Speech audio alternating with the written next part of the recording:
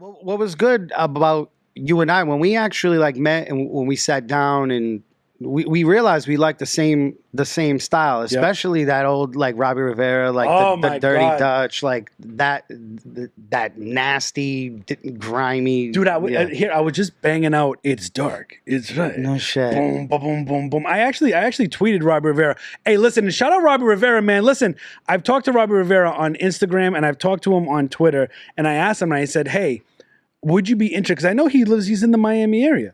I think. I don't know if he's moved, but I know back in the day, did he move? I think he moved. I could be wrong. I can't see him. I want to say Atlanta, but a very good friend of mine, Tommy Capretto from Philly. Yeah.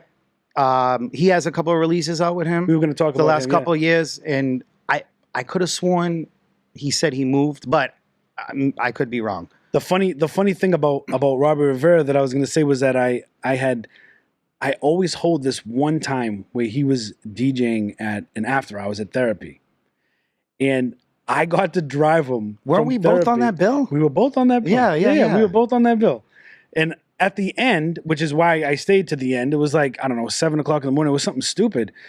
And I drove him to the airport. And the whole time I just kept driving and I was like, I don't know what the fuck to say right now. It's like my favorite DJ producer is literally sitting next to me and I don't know what to say, man. And I dropped him off at Logan. He said, thank you very much. I said, no problem. And I always think to myself, man, if I had opened up any type of other dialogue other than being a scared little bitch, could it have led to something? Like, you know what I mean? Like, could it have led to something? And I tweeted Robbie and I said, hey, check your DMs because, you know, we always land in requests if, you know, we don't, whatever.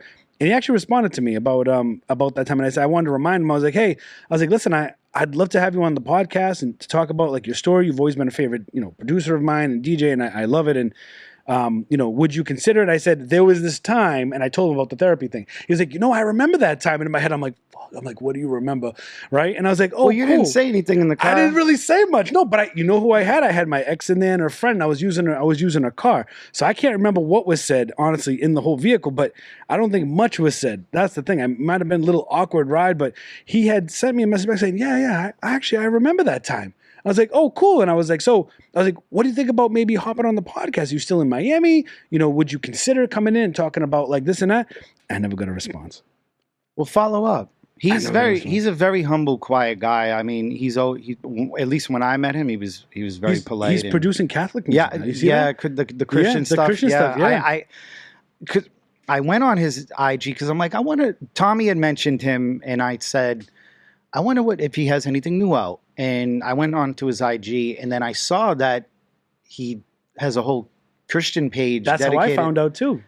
And I'm like, okay, that's different. So good for him. Good for him.